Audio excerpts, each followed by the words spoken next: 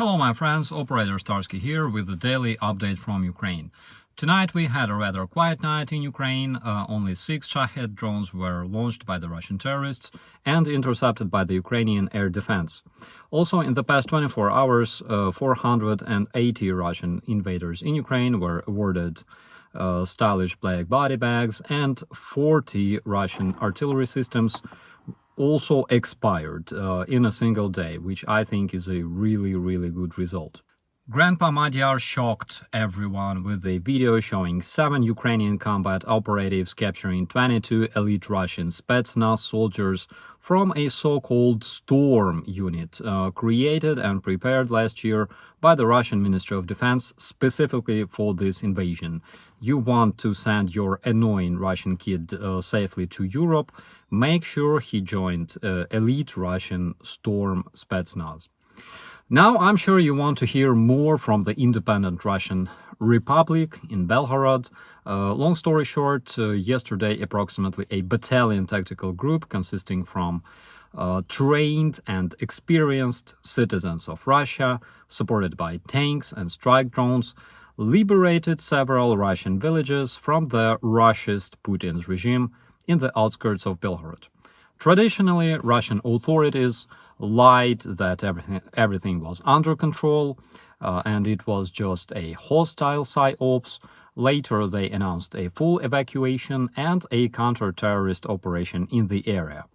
However, as of this morning, the liberated villages of Kazinka and Graivoron are still being fully controlled by the Russian freedom fighters. As a result of combat, the Russians lost approximately 20 men, a helicopter, and their pride. Several Russian soldiers were taken as prisoners. Also, FSB and police administration in Bilhorod were hit tonight by the unidentified strike drones, rendering them useless, at least temporarily. Generally, the picture is following.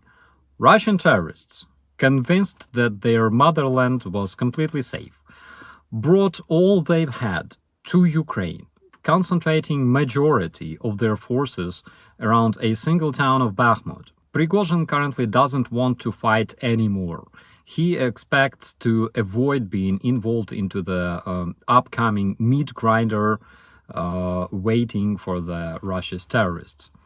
There were rumors that the 74th Russian Brigade was sent to deal with the freedom fighters, but it's still not confirmed. Also, Russia's experienced troops are completely toasted, and in Russia they only have some inexperienced mobiks, FSB, OMON, policemen that now have to face experienced, trained, highly motivated and armed Russian freedom fighters. Personally, I think Putin must stop using weapons and negotiate for peace, because he won't be able to win this war.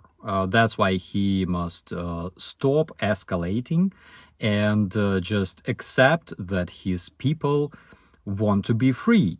Was it a false flag operation? All of my doubts disappeared when I saw familiar, friendly faces, because this man here is a former Russian FSB officer fighting for the Ukrainian armed forces since the early years of this war. Now, what to expect from this? Remember all those talks that the Russia's war criminals will never face justice? Imagine just for a second that the Russian freedom fighters started a revolution supported by all the decent Russian democratic citizens, tired from being oppressed, and all those 80% of population that was trained to be politically inactive. That's exactly what they will do. They will not resist because they don't care at all. Now, after the successful removal of the Putin's regime, what happens to the Russian propagandists, war criminals, and all of the supporters of the Russia's terrorism that were convinced that they will always be safe in Russia? So I have just a small message to those comrades. В Северной Корее очень красивые пляжи. My name is Operator Starsky. Be safe.